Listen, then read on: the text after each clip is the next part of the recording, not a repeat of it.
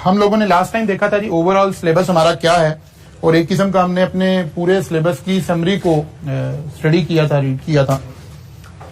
आज से हम चैप्टर 2 से आगाज कर रहे हैं। चैप्टर 1 से आगाज करना चाहिए, लेकिन मुल्की हालात ऐसे नहीं है कि चैप्टर 1 से आगाज किया जाए, इसलिए चैप्टर 2 से आगाज करते हैं। तो फिर चैप्टर 1 थोड़ा सा जरा पॉलिटिकली हालात कोई स्टेबल होंगे, तो क्योंकि वहां हमने सारी पॉलिटिक्स डिस्कस करनी है, उसके इम्पैक्ट बिजनेस पे डिस्कस करने हैं, तो काफी एग्रेशन पाई जाती है लोगों के दरमियान में, तो जरा मोहतात रहना चाहिए कि चैप्टर 1 इन दिनों में रीड ना किया जाए। तो हम चैप्टर 2 से आगाज करते हैं। इससे पहले हमने थोड़ा सा लिंक स्टैब्लिश करने के लिए काम किया था कि मैनेजरियल एनालिसिस, जो कि इस पूरे सब्जेक्ट का नाम है, इस पूरे सब्जेक्ट का हमारा एजेंडा है। इस एजेंडा के अंदर हम 2 काम कर रहे होंगे। एक, हम इंटरनल एनालिसिस कर रहे होंगे, अपने बिजनेस की इंटरनल स्ट्रेंथ्स देख रहे होंगे, इंटरनल वीकनेसेस देख रहे होंगे, और सेकेंडली हम एक्सटर्नल देख रहे होंगे। इंटरनल के अंदर किस तरह की बातें होंगी कि हमारा एचआर कैसा है, हमारी टेक्नोलॉजी कैसी है, फाइनेंस में हमारी क्या वीकनेसेस हैं, क्या स्ट्रेंथ है, प्रोसेसेस जो बिजनेस प्रोसेसेस हैं वो हमारे स्ट्रेंथ कहाँ है, वीकनेसेस कहाँ है, कोई हमारे पास पेटेंट है, कॉपीराइट्स हैं, क्या वो हमारे स्ट्रेंथ है। एक्सटर्नल एनालिसिस में हम गवर्नमेंट पॉलिसीज के ऊपर गुफ्तगू करेंगे, जो कि चैप्टर 1 में एक्चुअली हमने स्टडी करना था, जिसको हमने थोड़ा सा फिलहाल डेफर कर दिया। कस्टमर के एंगल से, सप्लायर के एंगल से, इकोनॉमिक कंडीशन के एंगल से, जहां से आज हम आगाज कर रहे हैं, और राइवल्स के एंगल से, ये हमने देखा। फिर हमने कहा जी 2 चीजें स्टडी करनी होंगी, एक फेवरेबल क्या चीजें हैं और एक अनफेवरेबल क्या आ रहा है। फिर हमने कहा कि अगर हम इन सारी चीजों को स्टडी करने के लिए देखें तो हमारे पास टूल्स क्या होंगे, तो कैपेबिलिटीज है, बीसीजी मैट्रिक्स है, वैल्यू चेन है, ये डिफरेंट मॉडल्स हैं जो हमने स्टडी करने हैं। और इधर एक्सटर्नल में हमारे पास एक पोर्टर 5 फोर्सेज है और एक पेस्टल है। एक्चुअली हम पेस्टल का आगाज कर रहे हैं, ठीक है ना। पेस्टल का पी रिप्रेजेंट कर रहा था पॉलिटिक्स को, ई रिप्रेजेंट कर रहा था इकोनॉमिक्स को, और फिर ऐसे आगे हमने चलना था। तो हम इकोनॉमिक्स से आगाज करने जा रहे हैं। हम इकोनॉमिक्स से स्टडी करना शुरू करते हैं, फिर किसी वक्त में पॉलिटिकल उस पर भी चले जाएंगे। फिर हमने देखा था फेवरेबल प्रेजेंट है या फ्यूचर में फेवरेबल हो जाएगी। फिर इसी तरह अनफेवरेबल, अभी कोई हालात अनफेवरेबल है या फ्यूचर में होने वाले हैं।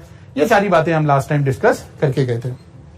इकोनॉमिक्स को हमने जब भी स्टडी करना हो तो सबसे पहले हम एक इकोनॉमिक साइकिल से आगाज कर रहे होते हैं गुफ्तगू का। अब आप में से क्योंकि बहुत सारे बच्चे वो हैं जिनकी इकोनॉमिक्स एग्जाम्प्ट हो गई थी, तो आप इकोनॉमिक्स भी जाहिर है बहुत ज्यादा पढ़कर पीछे से नहीं आए हुए, या शायद बिल्कुल भी नहीं पढ़ के आए हुए। कुछ बच्चों ने मिडल में जाके छोड़ दी होगी, कुछ ने बिल्कुल शुरू में छोड़ दी थी। तो हमें जहां जहां जरूरत पड़ेगी वो कोई प्रॉब्लम नहीं है, हम उन चीजों को थोड़ा सा देख लिया करेंगे, थोड़ा सा स्टडी कर लिया करेंगे।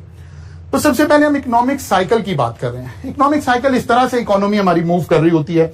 इकोनॉमी स्टेगनेंट नहीं रहती है, स्ट्रेट लाइन में मूव नहीं कर रही होती है। कभी इकोनॉमी अपवर्ड जा रही होती है और कभी इकोनॉमी डाउनवर्ड जा रही होती है। इस अपवर्ड एंड डाउनवर्ड जाने के प्रोसेस को हम क्या कह रहे होते हैं, इकोनॉमिक साइकिल।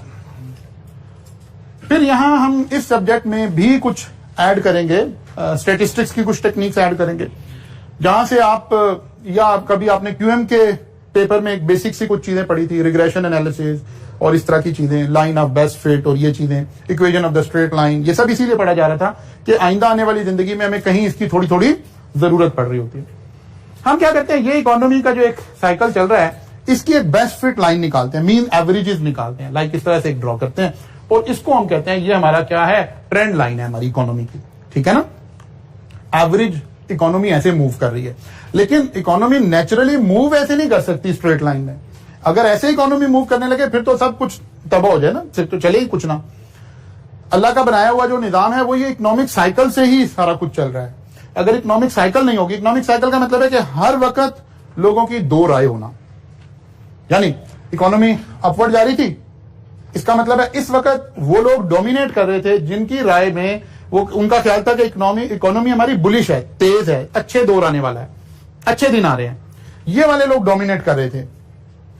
लेकिन इसके बाद लोगों ने कहा नहीं, बस मैक्सिमम अच्छाई आ गई हुई है, अब इससे आगे चीजें क्या हो जाएगी, खराब हो जाएंगी।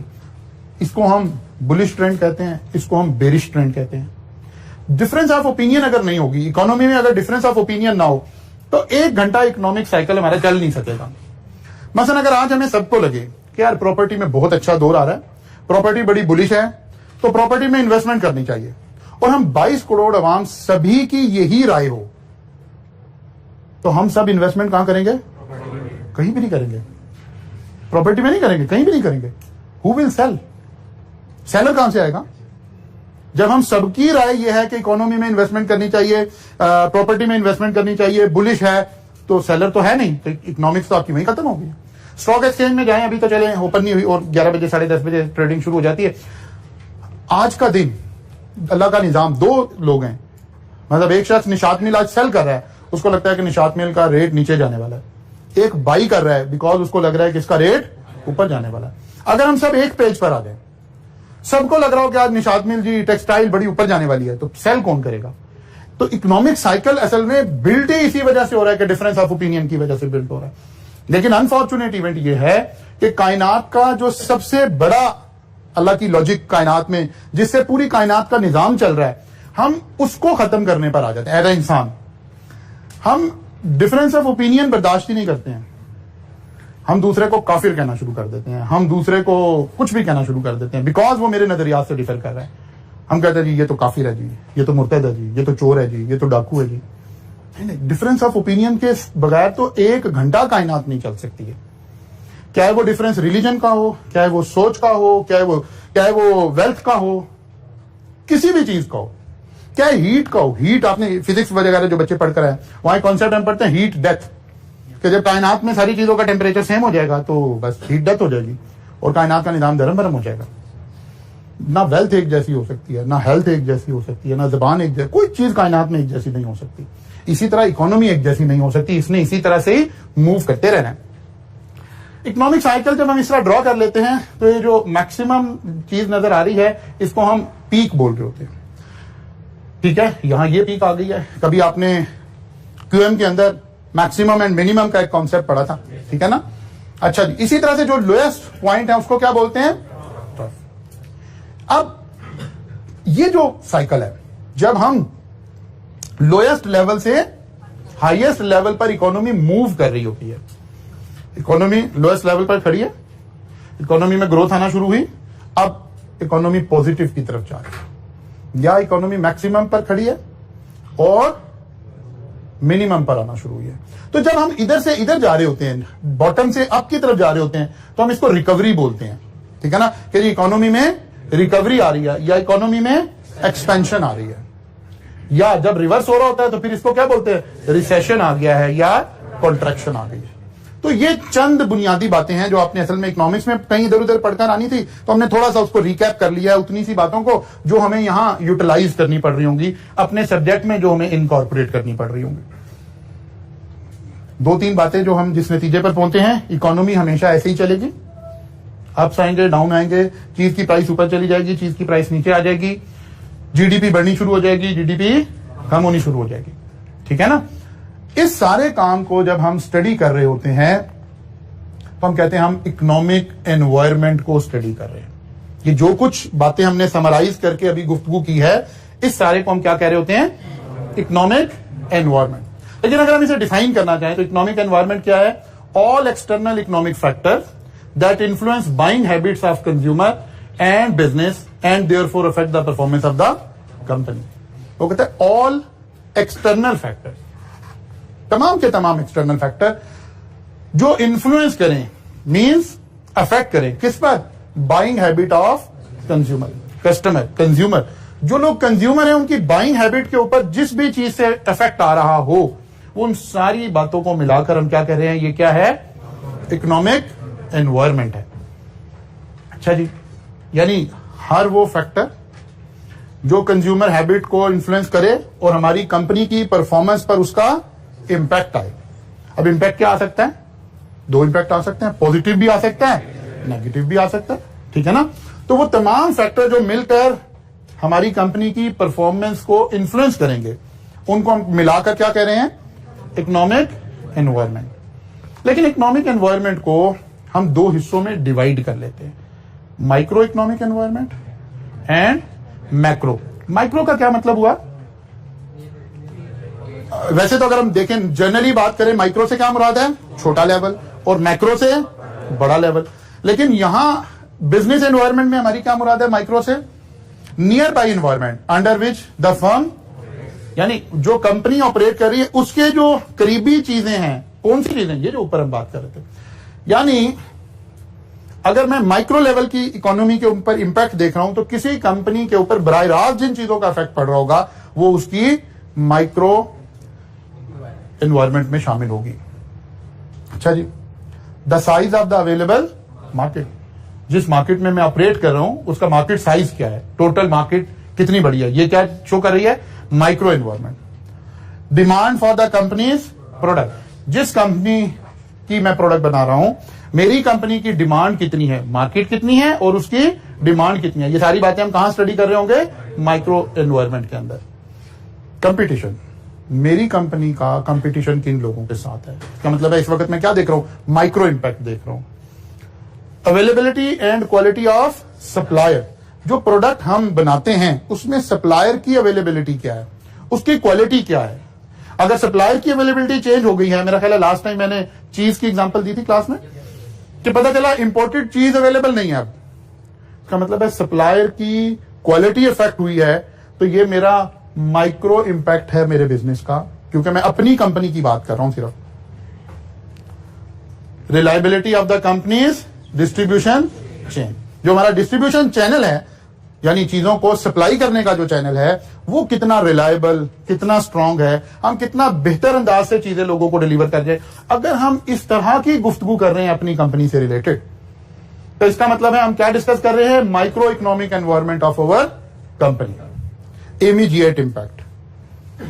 और अगर इसका सफेद जो है, इसका जो एंगल है उसको जरा बड़े लेवल पर ले जाएं तो फिर हम उसको क्या बोलना शुरू कर देते हैं, मैक्रो इकोनॉमिक्स।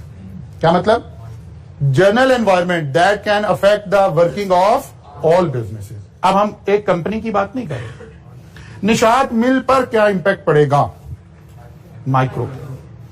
बिजनेस पर क्या इंपैक्ट पड़ेगा, मैक्रो। समझ आ रही, एम्प्लॉयमेंट या अनएम्प्लॉयमेंट, मुल्क में एम्प्लॉयमेंट बेहतर हो गई है, इसका मतलब है वर्कर मिलने मुश्किल हो जाएंगे, ठीक है, तो ओवरऑल बिजनेस कम्युनिटी पर इंपैक्ट आ रहा होगा, उन्हें कॉस्ट ज्यादा देनी पड़ेगी, वर्कर अवेलेबल नहीं है। मुल्क में अनएम्प्लॉयमेंट बहुत ज्यादा हो गई है, इसका मतलब है लोग जॉब ढूंढते फिर रहे हैं, आपको अंडरपेड लेबर मिलनी शुरू हो जाएगी, ठीक है ना, चीप लेबर मिलनी शुरू हो जाएगी। इनकम सेविंग, मुल्क में लोगों की इनकम इंक्रीज हो गई है, पर कैपिटा इनकम इंक्रीज हो गई है, लोगों की सेविंग इंक्रीज हो गई है, तो क्या इससे कोई इंपैक्ट आएगा बिजनेस के ऊपर? जाहिर है अगर लोगों की इनकम बढ़ गई है तो लोगों की स्पेंडिंग बढ़ेगी, बाइंग पावर बढ़ेगी, तो बिजनेस के ऊपर इसका कुछ इंपैक्ट आ रहा होगा।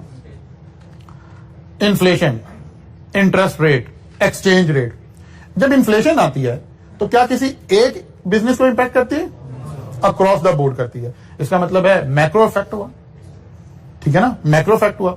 इसी तरह इंटरेस्ट रेट अगर बढ़ जाए तो सब बिजनेसेस के लिए बढ़ जाएंगे, शुगर वालों को भी नए इंटरेस्ट रेट पर पैसा मिल रहा होगा, टेक्सटाइल वालों को भी मिल रहा होगा, सीमेंट वालों को भी मिल रहा होगा, इसका मतलब है इंटरेस्ट रेट किसका फैक्टर हुआ, मैक्रो फैक्टर हुआ। ऐसे फैक्टर्स जो ओवरऑल बिजनेस को अफेक्ट करेंगे वो कहां फॉल कर रहे हैं, और जो हमारी स्पेसिफिक कंपनी को अकेले को अफेक्ट करेंगे वो माइक्रो में आ रहे हैं। एक्सचेंज रेट, डॉलर अगर ऊपर चला गया है तो सभी के लिए रेट चेंज हो गया। टैक्स रेट, जी एक्सचेंज रेट मींस अगर डॉलर टू रुपी की पैरिटी को हम एक्सचेंज रेट बोल रहे हैं ना, मतलब आजकल डॉलर कितने का है जी, 184-85 रुपीज का डॉलर, ठीक है। जिस दिन हमने पाकिस्तान में ये न्यूज आई थी कि जनाब आपके पास चोर हुक्मरान आज तक हुक्मरानी करते रहे हैं, उस दिन यानी पनामा का जिस दिन अनाउंसमेंट आई थी उस दिन 101 का डॉलर था, ठीक है। व्हाट इज द इंपैक्ट, अगर उस दिन आप आईफोन $1200 का परचेज करते थे तो उसकी प्राइस ये आ रही थी, आज $1200 का परचेज करते तो प्राइस ये आ रही है।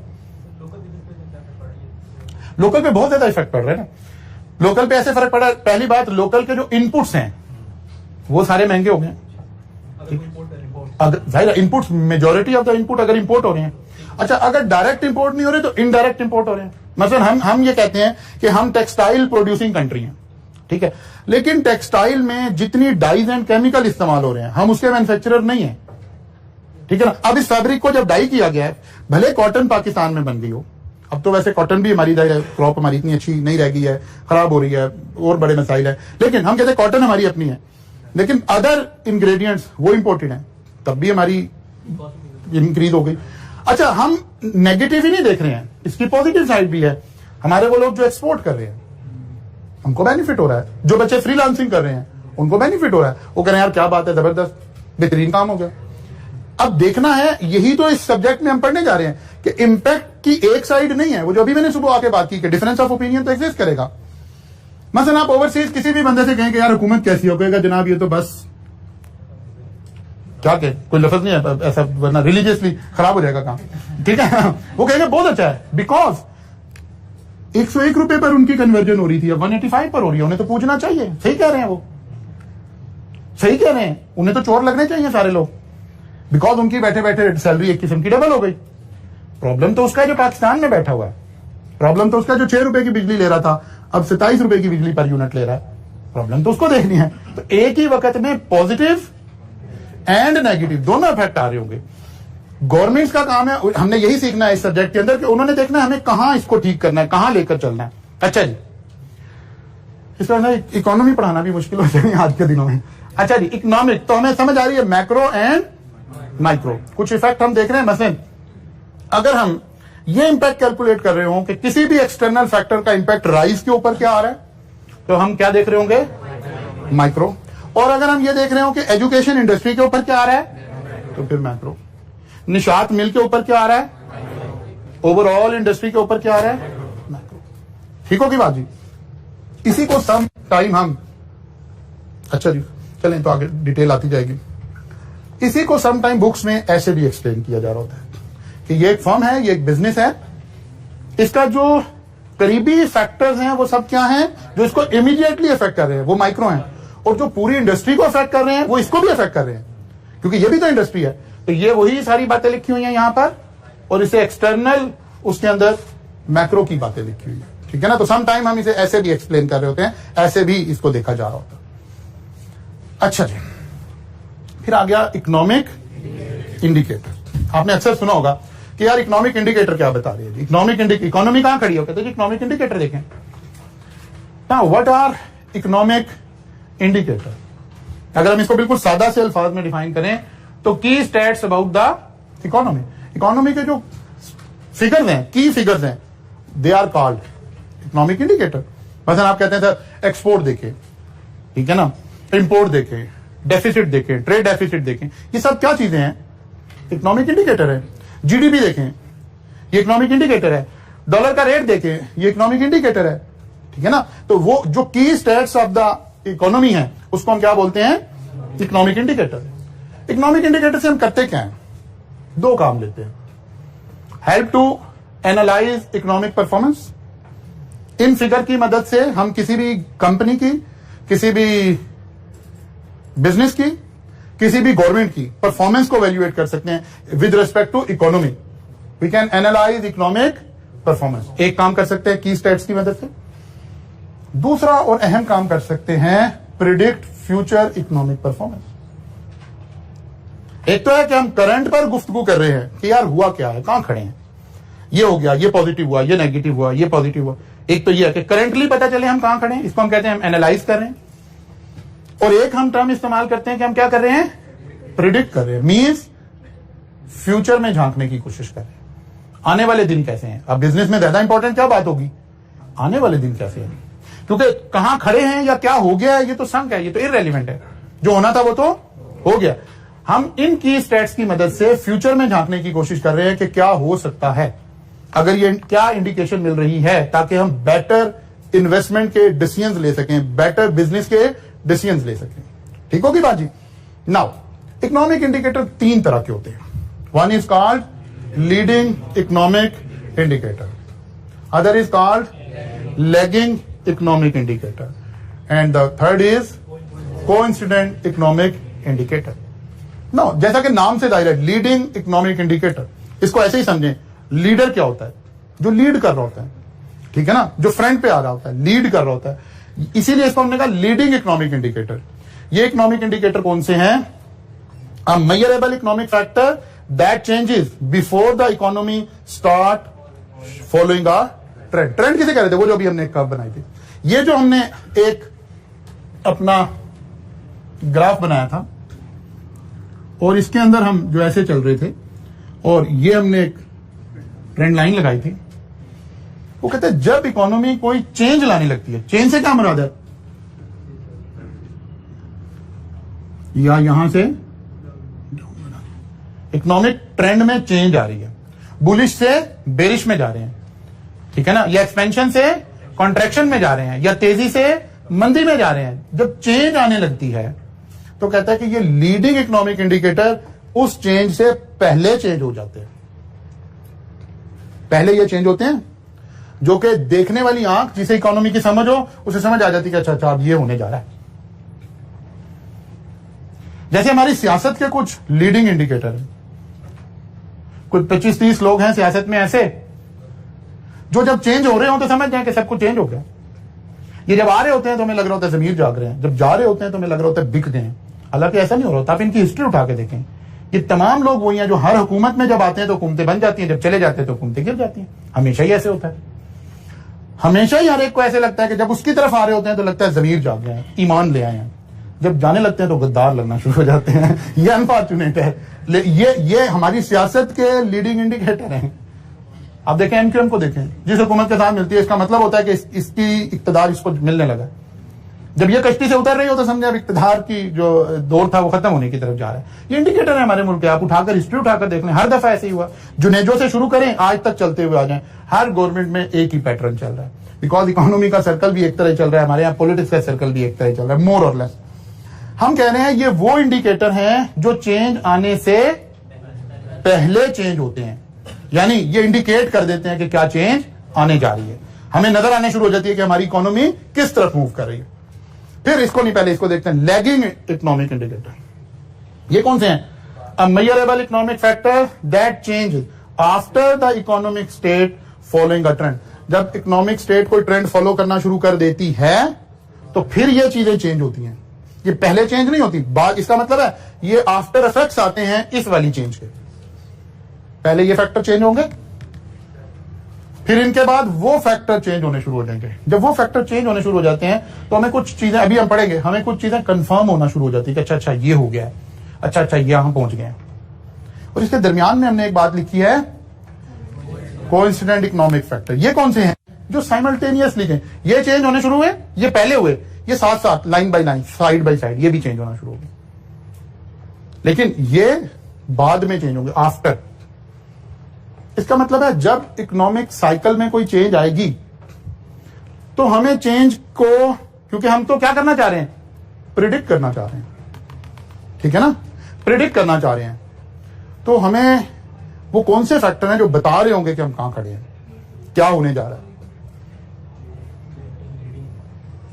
फिर कुछ एक चेंज आ रही थी, एक मंदा आया हुआ था, रिसेशन चल रहा था, कुछ इंडिकेटर आएंगे जो बता रहे होंगे, अगरचे उस वक्त पीक रिसेशन पे खड़े होंगे हम, लेकिन वो बता रहे होंगे कि अब चेंज आने वाली है, ठीक है ना। अच्छा जी, मसलन कुछ एग्जाम्पलीफाई कर लें फिर चलते आगे। Leading economic indicator, these indicator will predict change in business cycle. Business cycle हम किसको कह रहे हैं? इस ये साइकिल है, यहां से यहां तक ये साइकिल है, या यहां से यहां तक ये साइकिल है, चेंज इन बिजनेस साइकिल। इसका मतलब है लीडिंग इंडिकेटर यहां कहीं आएंगे जो बता रहे होंगे कि अब ये चेंज होकर अपवर्ड ट्रेंड शुरू होने लगा। इससे पीछे तो डाउनवर्ड था ना।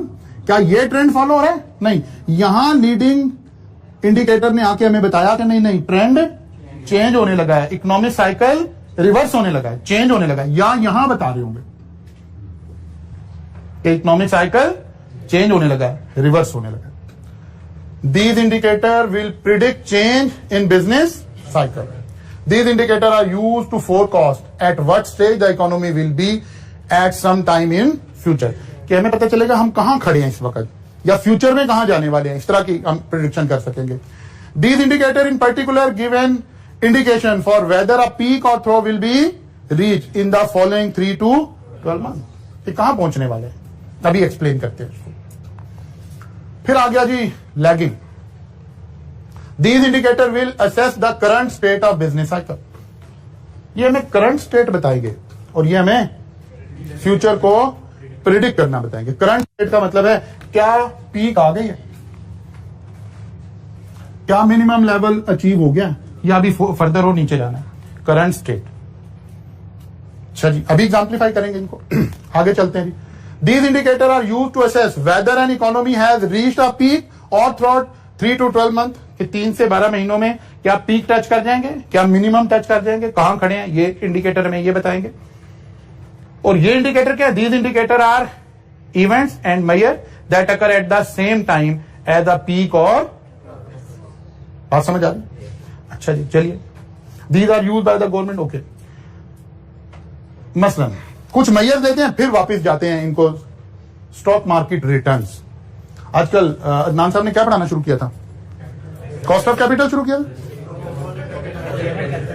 प्रोजेक्ट अप्रेजल से, एनपीवी आईआरआर उधर से शुरू किया। Okay okay, cost of equity नहीं अभी शुरू किया। इसके बाद 2, 4, 5, 10 लेक्चर के बाद आप वहीं पहुंच जाएंगे। वहां हम क्या कैलकुलेट कर रहे होंगे? यही चीज कैलकुलेट करना सीख रहे होंगे कि हमारा स्टॉक मार्केट का रिटर्न क्या है। एक रिटर्न हमें मिल रहा था जब हम बैंक्स में पैसा रखवा देते हैं, ठीक है ना, फिक्स डिपॉजिट के ऊपर आपको एक पैसा मिल रहा है। फर्ज कर लें हमारा उसको आरएफ से शो कर रहे होंगे उस वक्त आप, लेट्स अज्यूम 12% है कि अगर आप बैंक में पैसा रखवा दें तो बैंक आपको कह रहा है कि भाई 12% फिक्स इंटरेस्ट दूंगा, आपको फिक्स रिटर्न दूंगा। अगर यही पैसा उठा के मैं स्टॉक एक्सचेंज में इन्वेस्ट कर दूं तो फिर मुझे कितना रिटर्न मिलेगा? Let's assume 18%। ज्यादा मिलेगा। क्यों? क्योंकि रिस्क है। इधर आप उधर वाले पोर्शन में लास्ट 3 डेज में यही पढ़ रहे होंगे, हाई रिस्क हाई रिटर्न। यहां कोई रिस्क नहीं है, इसे मैंने कहा रिस्क फ्री। पैसे रखवा दे, कम नहीं हो सकते, ज्यादा ही होने। स्टॉक एक्सचेंज में इन्वेस्टमेंट की ज्यादा भी हो सकते हैं, कम भी हो सकते हैं, इसको हम रिस्क बोल रहे हैं। तो कह रहे मार्केट के जो रिटर्न्स हैं वो भी एक इंडिकेटर है। अगर स्टॉक मार्केट के रिटर्न्स बढ़ रहे हैं, इंक्रीज हो रहे हैं, तो ये बता रहा है कि इकोनॉमी एक्सपेंशन की तरफ जाने वाली है, ठीक है ना। अगर यहां हमें लगा कि एकदम से रिटर्न स्टॉक एक्सचेंज के बढ़ने शुरू हो गए हैं तो हमें पता लगना चाहिए कि यार बूम आने वाला है, ठीक है ना। हम कहां जाने वाले हैं? एक्सपेंशन में जाने वाले हैं। इकोनॉमी में क्या आ रहा है? बूम आ रहा है। तो ये हमें इंडिकेट कर रहा होगा इसका। या अगर यहां खड़े हैं और स्टॉक मार्केट के रिटर्न्स गिरने शुरू हो गए हैं तो हमें प्रिडिक्ट कर लेना चाहिए कि इसका मतलब है आगे रिसेशन आने वाला है, ठीक होगी बाजी। इसी तरह से दूसरा इंडिकेटर आ गया, इंडेक्स ऑफ बिजनेस कॉन्फिडेंस। लोगों का बिजनेस में कितना कॉन्फिडेंस है जी।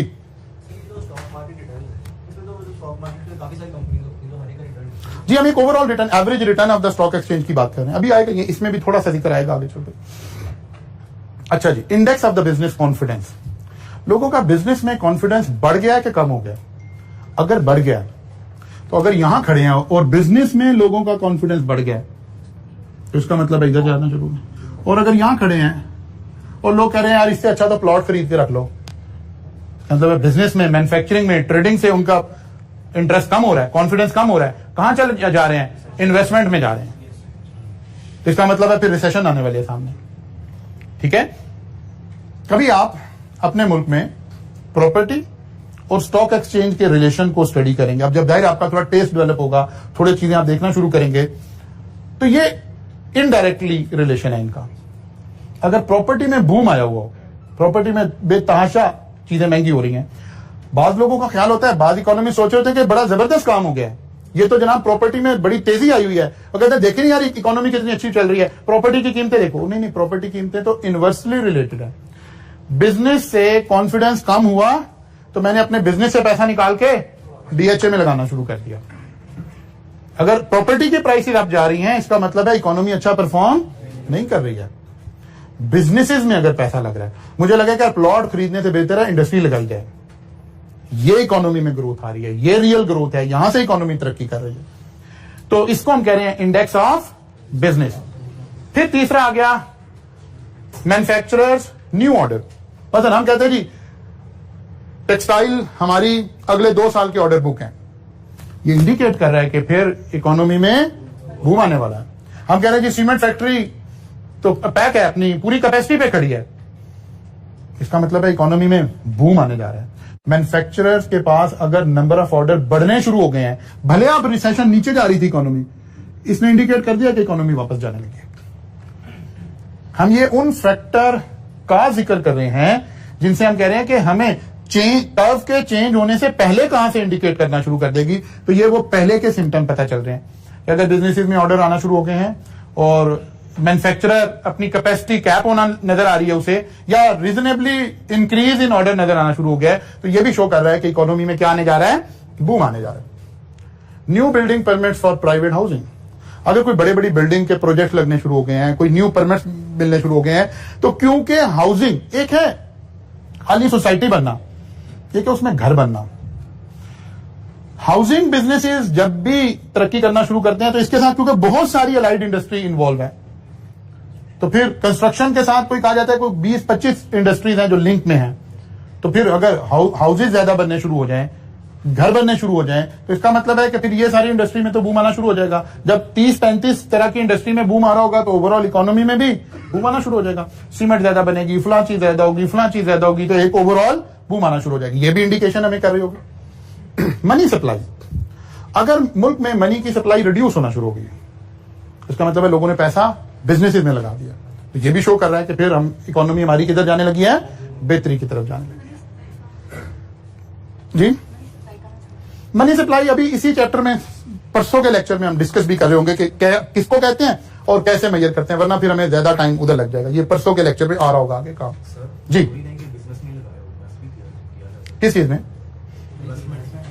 हाँ, मनी सप्लाई का हम पॉजिटिव नेगेटिव देखेंगे परसों वाले लेक्चर में, इंशाल्लाह देखेंगे कि हम मनी सप्लाई पहली बात है क्या किसको रहे हैं, ये बात देखनी पड़ेगी ना। फिर आ गया जी लैगिंग इंडिकेशन, वो चीजें जो बाद में चेंज होंगी। Consumer price index, level of inflation, अगर मुल्क में इन्फ्लेशन बढ़ रही है तो ये भी इंडिकेशन है कि मुल्क की जो इकोनॉमी का जो ग्राफ था वो ऐसे चल रहा था। इस टाइम पे इन्फ्लेशन हमेशा ज्यादा हो रही होगी।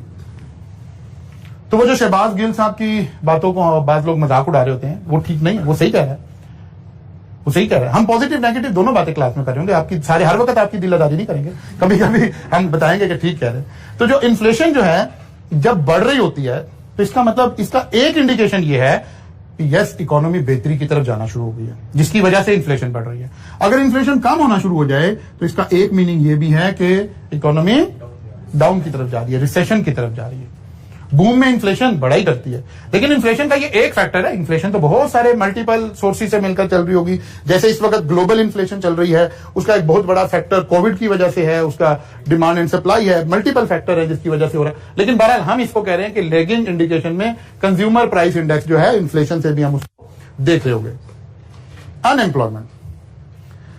अनएम्प्लॉयमेंट भी हमें बता रही होगी कि हम कहां खड़े हैं, एम्प्लॉयमेंट या अनएम्प्लॉयमेंट। अच्छा जी, इंटरेस्ट रेट, फिर एवरेज इनकम, फिर बैलेंस ऑफ ट्रेड जिसे हम बैलेंस ऑफ पेमेंट भी बोलते हैं। ये क्या है, ये सब कुछ कब हो रहा होगा, आफ्टर। मतलब इकोनॉमी आज ठीक होने की तरफ जाने लगी है तो बैलेंस ऑफ पेमेंट तो ठीक नहीं हो जाएगा ना फौरन से, इंटरेस्ट रेट तो फौरन से चेंज नहीं हो जाएगा, हमारी पर कैपिटा इनकम तो फौरन चेंज नहीं हो जाएगी, पर कैपिटा इनकम तो बाद में चेंज। इकोनॉमी यहां से मूव की, अब इकोनॉमी मूव करते करते यहां ये एवरेज लाइन थी हमारी ट्रेंड लाइन, जिसको अब आकर इफेक्ट आने शुरू हो गए। अब आकर शायद हमारा बैलेंस ऑफ पेमेंट भी ठीक हो गया होगा, इंटरेस्ट रेट पर भी जो इफेक्ट आना था आ गया होगा, एम्प्लॉयमेंट अनएम्प्लॉयमेंट पे भी कुछ इफेक्ट आना शुरू होंगे। बिकॉज कुछ चीजें चेंज होंगी तो उसके इफेक्ट ट्रांसलेट होंगे, ठीक है ना। एकदम से तो इकोनॉमी के अंदर कोई चेंज नहीं आ जाएगी ना। इकोनॉमी एक दिन में ठीक हो सकती है ना एक दिन में खराब हो सकती है, दोनों बातें, ठीक भी नहीं हो सकती खराब भी नहीं हो सकती, दोनों के लिए टाइम चाहिए। इकोनॉमिक साइकिल से गुजरते गुजरते हम यहां पहुंचेंगे। जो चीजें साथ साथ चेंज होना शुरू हो जाएंगी, डोमेस्टिक प्रोडक्ट जीडीपी जिसको हम बोलते हैं, जैसे ही पॉजिटिव चेंज आएगी इधर भी ग्रेजुअली साथ साथ चेंज आनी शुरू हो जाएगी। Number of people in employment, थोड़ा सा इंडस्ट्री में जाना आएगी, थोड़ी सी एम्प्लॉयमेंट बेहतर होना शुरू हो जाएगी, और बेहतरी आएगी और बेहतर हो जाएगा, तो साथ साथ साइमल्टेनियसली चेंज हो रही होंगी। इंडस्ट्रियल प्रोडक्शन, जैसे इकोनॉमी में थोड़ा सा बेहतरी आएगी इंडस्ट्रियल प्रोडक्शन भी साथ साथ बढ़ना शुरू हो जाएगी। यानी ये पर्सनल इनकम, इकोनॉमी बेहतर होना शुरू हुई, हम सबकी पर्सनल इनकम भी थोड़ी थोड़ी सी बढ़ना शुरू हो जाएगी और बेहतर होगी और बढ़ना शुरू हो जाएगी।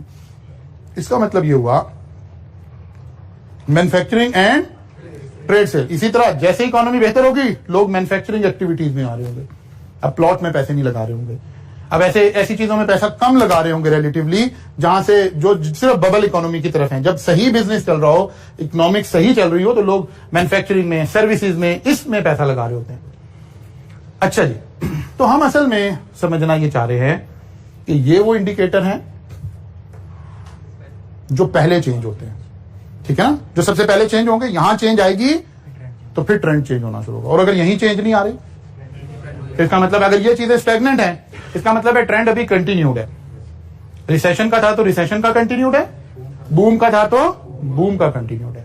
और अगर यहां चेंज आना शुरू हो गई है, इसका मतलब है इकोनॉमी क्या करने लगी है, अपने साइकिल को चेंज करने लगी है, फिर वापस आते हैं इकोनॉमिक साइकिल। ये ट्रेंड लाइन थी हमारे पास। ये जो पॉइंट है यहां से लेकर यहां तक वाला पॉइंट, या यहां से लेकर यहां तक वाला पॉइंट, ये असल में क्या है, ये जो डिस्टेंस है, ये पीक और इसके दरमियान में, इसको हम क्या कह रहे हैं, एक्सपेंशन पीरियड कह रहे हैं, और इसको हम क्या कह रहे हैं, कॉन्ट्रैक्शन पीरियड कह रहे हैं। एक्चुअली हम इन इंडिकेटर की मदद से इकोनॉमिस्ट क्या करने की कोशिश कर रहा होता है, वो प्रिडिक्ट करने की कोशिश कर रहा होता है कि क्या एक्सपेंशन कंटिन्यूड है या कि एक्सपेंशन अब वापस कॉन्ट्रैक्शन में जाने लगी है। कोई दुनिया की इकोनॉमी ऐसी नहीं हो सकती जिसे हम कहें कि पिछले 20 साल से एक्सपेंशन में ही जा रही है। नेवर, ऐसा नहीं हो सकता, ऐसा कभी भी नहीं हुआ हिस्ट्री में और कभी होना भी नहीं है। इसने ऐसे ही चलना है। हाँ, हम ऐसा सोच सकते हैं कि एक्सपेंशन का पीरियड ज्यादा है और कॉन्ट्रैक्शन का पीरियड कम आए। हम कॉन्ट्रैक्शन के पीरियड में से एज अर्ली एज पॉसिबल निकलने की कोशिश करें, एक्सपेंशन के पीरियड को एक्सपैंड करने की कोशिश करें। ये पॉलिसीज के जरिए से हम कर सकते हैं, हुकूमतें ऐसा कर सकती हैं। किसी की हुकूमत आ जाए, पूरी दुनिया के अंदर कहीं हुकूमत आ जाए, कभी नहीं हो सकता कि एक स्ट्रेट लाइन की तरह से इकोनॉमी चल रही हो। आप देखते हैं, और कुछ नहीं, हर 10-15 साल के बाद, 20 साल के साइकिल के अंदर अंदर हम कहते हैं जी क्या हो गया जी, ग्लोबल रिसेशन आ गया जी, पूरी दुनिया में रिसेशन आ गया। अब पूरी दुनिया के इकोनॉमिस्ट तो निकम्मे नहीं थे, पूरी दुनिया की गवर्नमेंट तो निकम्मी नहीं थी, पूरी दुनिया की गवर्नमेंट की पॉलिसीज गलत तो नहीं थी। ये अल्लाह का बनाया हुआ निजाम है, इसने ऐसे ही चलना है। बीइंग ए प्रोफेशनल हम क्या कर रहे हैं, हम इन इंडिकेटर की मदद से ये देखने की कोशिश कर रहे हैं, ये झांकने की कोशिश कर रहे हैं कि हमारी इकोनॉमी या तो इस वक्त कहां खड़ी है या आने वाले वक्त में कहां खड़ी होगी। अगर रिसेशन चल रहा है तो हम इंडिकेटर की मदद से देखना चाह रहे हैं कि यार क्या रिसेशन का ये दौर खत्म होने को है, और अगर बूम चल रहा है तो हम देख रहे हैं कि क्या बूम रिसेशन में तो नहीं कन्वर्ट हो रहा, अभी कंटिन्यूड है या नहीं है। फिर हम देखेंगे कि हम इन इंडिकेटर को अपनी पॉलिसी से गवर्नमेंट लेवल पर कितना चेंज कर सकते हैं। मसलन इंटरेस्ट रेट, गवर्नमेंट के पास इसका इख्तियार है, गवर्नमेंट इसको चेंज कर सकती है। हम इसी चैप्टर में थोड़ा सा पढ़ रहे होंगे कि कैसे ये सारा काम हो रहा होगा। टैक्सेशन की मदद से हम कुछ चीजों को इंटरवीन कर सकते हैं, कुछ गवर्नमेंट पॉलिसीज की मदद से हम कुछ चीजों को इंटरवीन करके अपने इंडिकेटर को चेंज करने की कोशिश करते हैं। इवन जब आप इकोनॉमी में बैठे होते हैं तो थ्योरेटिकल सियासी नारे किसी और चीज का नाम है, जब आप मुल्क की इकोनॉमी को डिराइव कर रहे होते हैं तो फिर आपको बहुत सारे मैयर लेने पड़ रहे होते हैं। मसलन आजकल जी हमारे फाइनेंस मिनिस्टर आखिरी कौन रहे थे जी, शौकत तरीन साहब। जब शौकत तरीन अपॉइंट हुए, ठीक है ना, जिस दिन डिसाइड किया कि शौकत तरीन को लाया जाए, तो जरा आप इनके इनिशियल, अभी अमेरिका से फ्लाई नहीं किया था इन्होंने पाकिस्तान आने के लिए, अमेरिका बैठे हुए जो पहला इंटरव्यू दिया उसको सुने, पाकिस्तान पहुंचकर पहले 2-3 जो इंटरव्यू दिए उसको सुने, अनबाइस्ड होके सुने। अब आपने इकोनॉमिक्स को समझने की कोशिश करनी है, पॉलिटिकल एफिलिएशन से अब चीजें नहीं सारी आपने देखनी, अब आपने दिमाग से, जहन से, इल्म से चीजें देखनी शुरू करनी है। आप देखिए उसने आते ही वहां से बैठ के जो पहला इंटरव्यू दिया उसको सुने, पहले 3-4 इंटरव्यू जो पाकिस्तान में दिए उसको सुने। उसने बताया कि मैं क्या करूंगा आते ही, क्या गलतियां अभी तक पीटीआई की हुकूमत कर रही है जिसकी वजह से हम फंसे हुए हैं, और 2 महीने के बाद हम कहना शुरू हो गए कि इकोनॉमी ठीक होना शुरू हो गई। जरा खुद ही देखें, ये तो पास्ट इवेंट आपके पास है, सारा ये सारी हिस्ट्री आपके सामने जो लिखी जा रही है वो वाली हिस्ट्री की बात कर रहे हैं। 2 महीने में इंडस्ट्री लग गई है, नहीं क्या किया उसने आके, उसने आते ही, आप वो इंटरव्यू सुने जरूर, उसने आते ही पहले इंटरव्यू में वहां से अमेरिका से बैठ के उसने कहना शुरू किया कि मैं आते ही क्या करूंगा, मैं इन इंडिकेटर पे काम करूंगा। उसने बताया, गवर्नमेंट ने उसको नॉमिनेट किया और वो सबसे बड़ा मुखालिफ के तौर पर वो इंटरव्यूज दे रहा था। उसने बताया कि हफीज शेख ने क्या गलतियां की हैं, उसने बताया कि असद उमर ने आती क्या गलतियां की थी, उसने बताया कि ये इससे ये इफेक्ट हुए जिससे हमारे इंडिकेटर ही खराब हो गए सारे, इकोनॉमी तो ठीक ही नहीं हो रही होगी। 2 माह के बाद गवर्नमेंट ने इवन फेक इंडिकेटर देने शुरू कर दिए। बिकॉज इन्होंने इंडिकेट करना है ना, हम अकाउंटेंट माहिर हैं इस चीज के टेम्परिंग कैसे कर देते हैं, डेटा को कैसे चेंज किया जा सकता है। अब क्योंकि ये खिलाड़ी था पुराना, इसने आते ही क्या किया, इसने आते ही इंडिकेटर को ठीक करना शुरू कर दिया, भले वो ठीक थे या नहीं थे। जब आपने इंडिकेटर ठीक किए तो कुछ चीजें खुद साइमल्टेनियसली ठीक होना शुरू हो गई, कुछ उसके बाद ठीक होना शुरू हो गई। और जितना इकोनॉमिक क्राइसिस पहले आ रहा था वो अगले 6 महीने में रिड्यूस होना शुरू हो गया। तो एक्चुअली जब आप रियल उस पर ऑपरेट कर रहे होते हैं चीजें, तो आपको बहुत सारे मेजर लेने पड़ रहे होते हैं। सारी चीजें सच पर नहीं चल पाती, जज्बात से नहीं चल पाती, इससे नहीं चल पाती, इकोनॉमी इससे नहीं चल सकती कि आप कहते रहे जी बस पिछलों ने गलत किया हुआ था, असद उमर यही करता रहा, हफीज शेख यही करता रहा। इसने आके क्या किया, इसने कहा जो किया हुआ छोड़े, थोड़ी सी हमें दुनिया को भी दिखाना पड़ेगा कि नहीं हम ठीक हो गए, नंबर चेंज करते हैं जी। आपने सुना था कि जी ये लफ्ज आम था कि हमारी जीडीपी माइनस में चली गई है, कि जी हिस्ट्री में 70 सालों में पहली दफा माइनस में चली गई है। हफीज शेख उन दिनों में इन हो रहा था, 4 महीने के बाद इसने आगे कहा जी 5% हो गई। वो किसने वेरीफाई करनी है? वो तो सब मेरे डाटा से ही करना है ना, इसहाक डार भी यही करते थे। लेकिन हुआ क्या, जब हमने कुछ इंडिकेटर को ठीक शो करना शुरू कर दिया, चले पॉजिटिव बात ठीक हो गए जी, तो इकोनॉमी ठीक होना शुरू हो गई। अदरवाइज आप सारी दुनिया को बता रहे थे कि जी 70 सालों में पहली दफा पाकिस्तान की जीडीपी कहां चली गई है, नेगेटिव में चली गई है। अब दुनिया में जहां जाते थे वहां लोगों को बताते थे कि यार यहां सब लोग चोर बैठे हुए हैं, या ये हुआ या ये, भाई वहां से तो आपने इन्वेस्टमेंट लेके आनी थी। आप उन्हें जाके बता रहे हैं हम बहुत बुरे लोग हैं, हम तो चोरी कर रहे हैं, हम डाकू हैं, हम गद्दार हैं, तो कैसे पैसा आएगा आपके मुल्क में? इन्होंने आके इस चीज को थोड़ा सा कहा कि यार ये आप क्या कर रहे हैं, अब इकोनॉमी को इकोनॉमी के तरीके से चलाएं। तो 6 माह के अंदर ही हमें फिर इकोनॉमिक रिवाइवल नजर आना शुरू हो गया। तो actually these indicator are really very important. ठीक हो गया जी। तो ये साथ साथ आप तैयारी करेंगे जनाब जी। हमें जब हम पेस्टल एनालिसिस जाएंगे वहां की बुनियाद बन रही है, ये 3-4 चैप्टर इस तरह की हमारा कुछ बेसिक जो इकोनॉमिक्स हमने पढ़ी नहीं हुई है उसके ऊपर बात हो जाएगी इसके दरमियान में इंशाल्लाह ताला। नोट्स मैंने फोटोकॉपी शॉप को व्हाट्सएप कर दिया, आप लेने जाएंगे तो वहां से मिल जाएंगे। अगर वो आपको कह रहा हो कि नहीं है तो उसे कहना कि अपना व्हाट्सएप चेक कर ले, ठीक है, मैंने सर उसको व्हाट्सएप किया हो।